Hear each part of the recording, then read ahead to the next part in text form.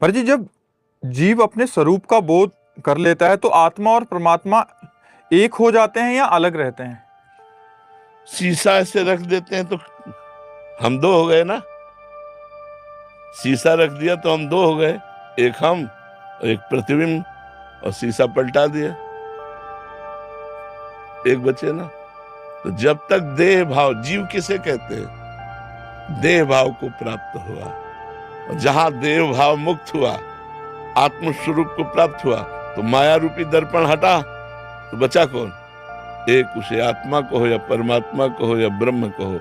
इसीलिए वेद कहता है ब्रह्मविद ब्रह्मैव भवति। जो ब्रह्म को जान लेता है वो ब्रह्म स्वरूप हो जाता है, क्योंकि वो ब्रह्म स्वरूप था, वो ब्रह्म स्वरूप है, वो ब्रह्म स्वरूप रहेगा, पर अपने स्वरूप को भूल करके माया के प्रतिबिंब में फंस गया। अब सब ईमानदारी से बताओ, अपने को यही मानते हैं कि नहीं मानते?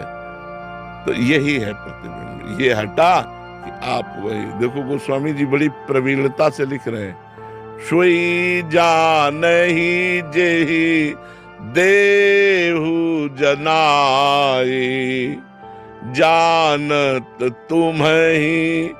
तुम्हि हुए जाई। हे प्रभु, जिसको आप जानना चाहते हो वही जान पाता है, और जो आपको जान पाता है वो आपका स्वरूप हो जाता है, वो ब्रह्म स्वरूप हो जाता है।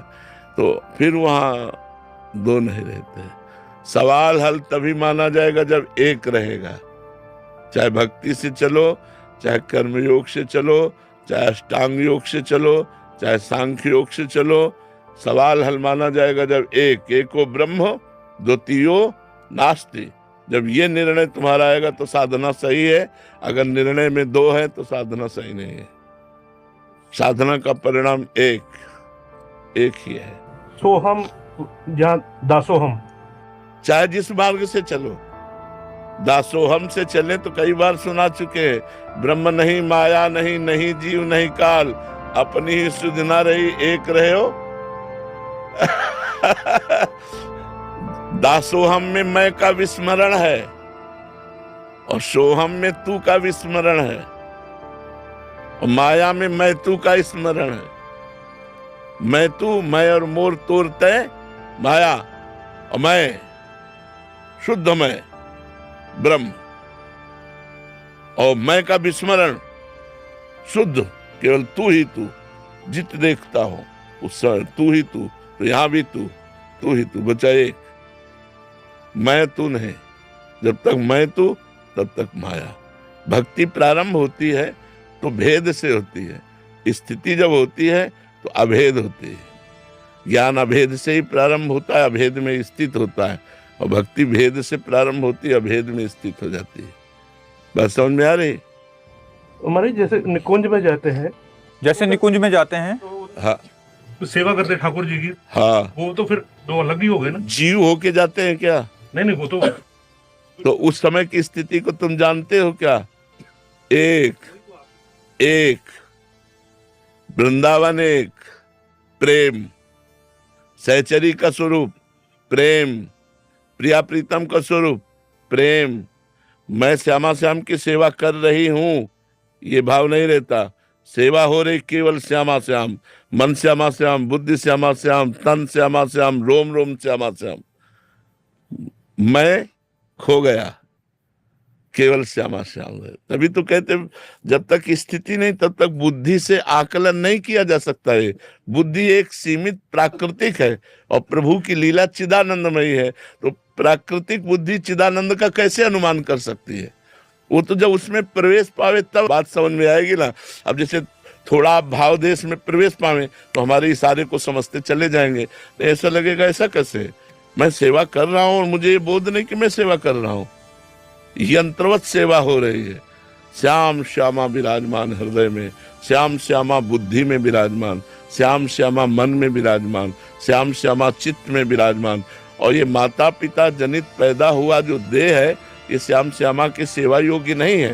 वो भाव देह जो है वो चिदानंद में होता है। जो श्यामा श्याम का चिदानंद में श्रीअंग वैसे ही सहचरी का श्रीअंग होता है। वो सब वहां एक है। इतना समुदाय होने पर सब एक है, खग मृग पशु पंछी वृंदावन प्रिया प्रीतम सहचरी सब प्रेम। तो उनका ही विस्तार हुआ वो।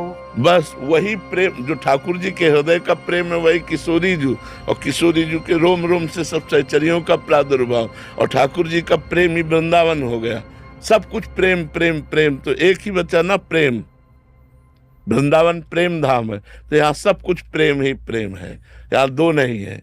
प्रेम गली अति साकरी तामे दो न समाये, दो का प्रवेश नहीं है। समझ पा रहे आप?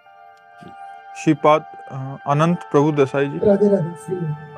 राधे राधे महाराज जी। महाराज जी 3 साल से YouTube के माध्यम से आपसे जुड़ा हूँ। महाराज जी आपका प्रश्न है कि परब्रह्म आत्म काम है, उनको कुछ भी इच्छा नहीं रहती, तो महाराज जी मैं अनेक हो जाऊं ऐसी इच्छा सृष्टि के आरंभ में कैसे हुई महाराज जी? बात यह है कि उनके हृदय में इच्छा क्यों हुई, ये हम प्रश्न नहीं कर सकते, क्योंकि वो स्वामी है, वो सृष्टि के रचयिता है, वो अपने आप से अपने आप में खेल रहे हैं। वो किसी और से खेलने की थोड़ी की इच्छा, अपने आप से अपने आप जब खेलने की इच्छा करता है तो सृष्टि रच जाती है, और जब खेल करके शांत हो जाता है तो सृष्टि समिट जाती है, उसे महाप्रलय करते हैं। इसीलिए उसने रचा, वो खेल रहा है, वो खेल रहा है। अब वो क्यों खेल रहा है, अब ये प्रश्न तो नहीं हो सकता। उसने एक हम बहुत श्यामा ऐसा क्यों बोला, मैं एक से बहुत हो जाऊं ऐसी इच्छा क्यों की, तो हम आपको बताएं, झूठा उसने किया ही नहीं।